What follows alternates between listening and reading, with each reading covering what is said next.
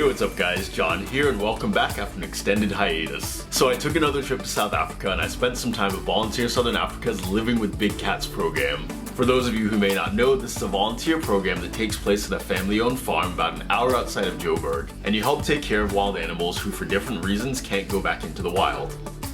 I've made a bunch of videos from this program in the past, which I'll link down in the description, but what I want to do today is show you kind of a typical day in the life of a volunteer. So some of the things you're about to see you'll definitely do when you visit as a volunteer, other things you might do, it really just depends on the day. So I present to you a day in the life living with big cats.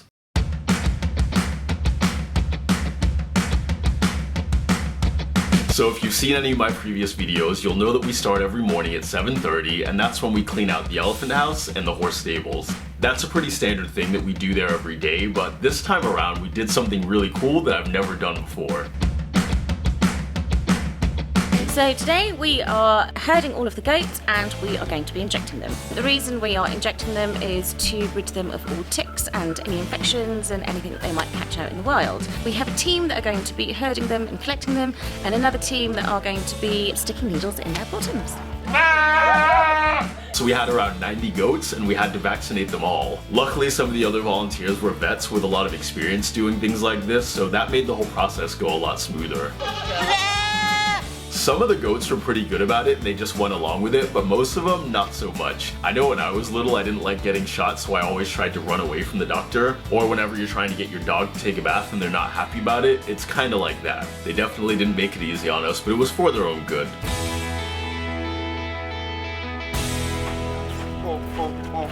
Awesome!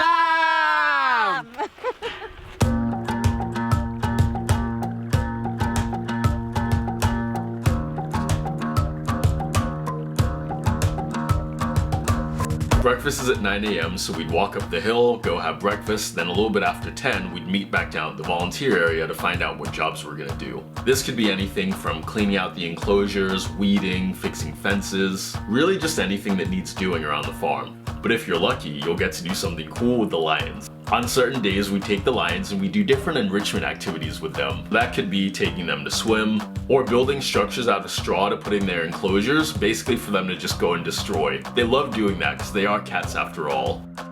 And just like house cats enjoy chasing things on a string, one of the enrichment activities we do with the lions is having them chase the lure. I'm on my way now.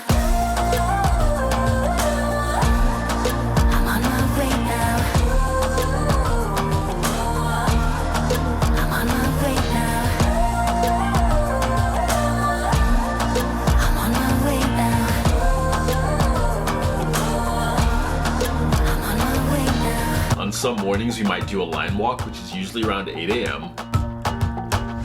I'll be going away for a while. Oh, and I don't know what I'll find. Maybe I can be a rock star, playing songs on my guitar. I know I have to be somewhere else to be able to find myself. Shouldn't be so complicated if I listen to my heart. I've said this many times before and I want to stress that the lion walks are done for their benefit. Just like when you're at home and you take your dog to the dog park so they can just run around off the leash and have fun, it's kind of the same concept with the lions. They get to go and roam in a big open area and we just benefit because we're able to go along with them.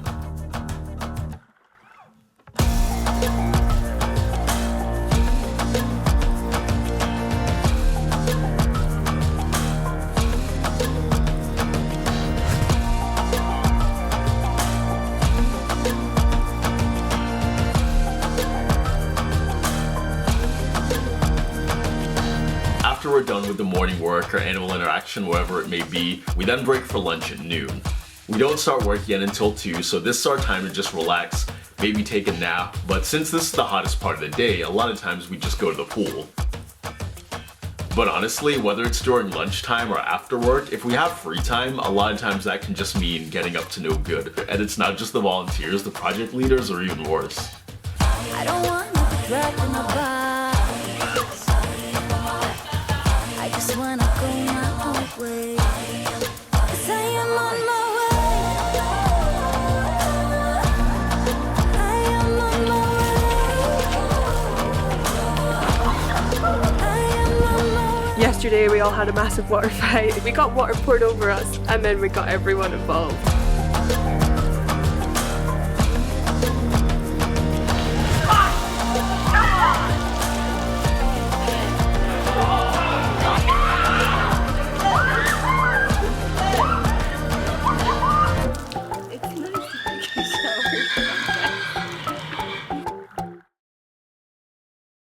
That one's not even connected. How would you think it would go on?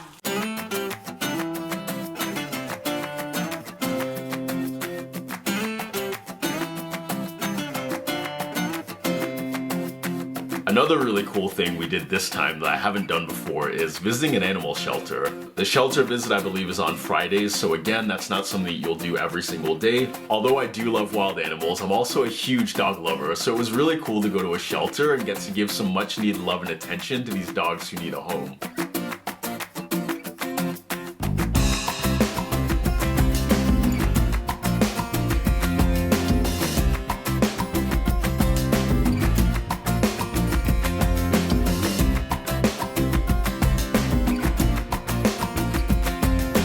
We went to visit a shelter. They had lots of dogs and cats there. They were abandoned. We felt really grateful that we could share some love there and play with them. At the end of the day, we were really happy that we could help them and make them feel happier. So it was really nice.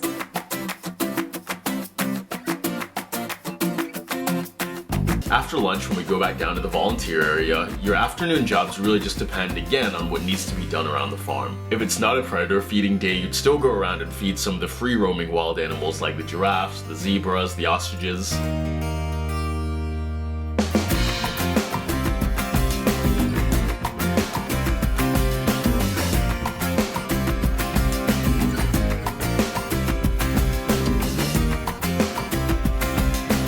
Now, if it's predator feeding day, which are usually Mondays and Fridays, then around 4 o'clock we'd go prepare to start feeding the lions, the tigers, and Roxy, everybody's favorite hyena.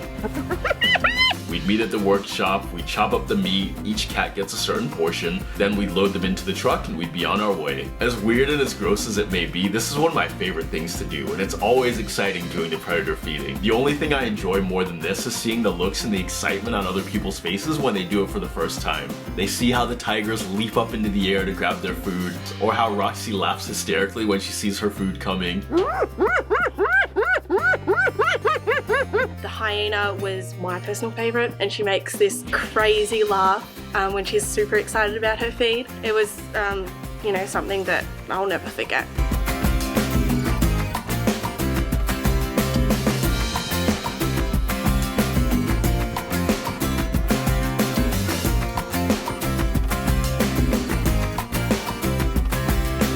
Usually finish work around 4:30 or 5, then we go have dinner, and it's our time to just relax and do whatever we want.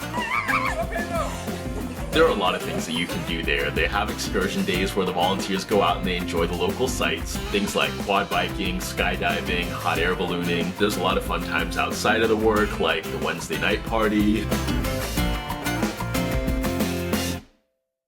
I always say in these videos, when you work with wild animals, you don't always know what it's going to be like or what's going to come up, and sometimes you have some really nice surprises.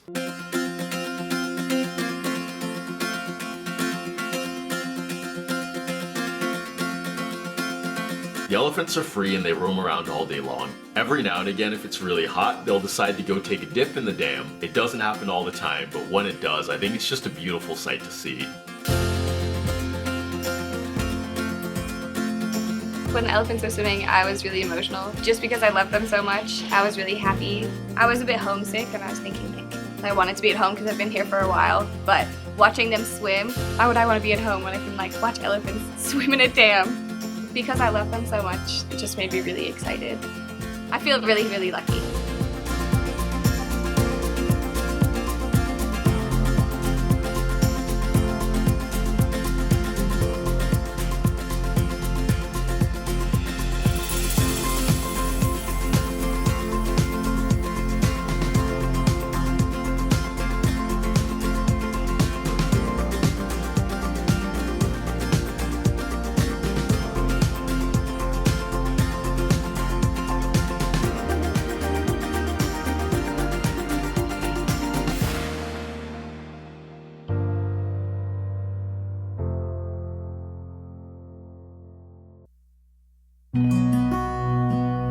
If you're a regular on this channel, you'll know that last year in 2018, I kind of disappeared for a while.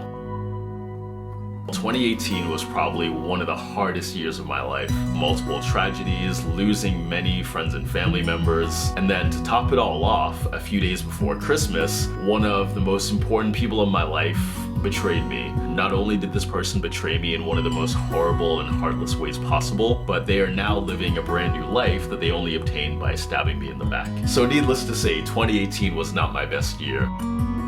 But going back to Africa, being around the animals and experiencing all the things that I did, it reminded me just how incredible and how beautiful life can be.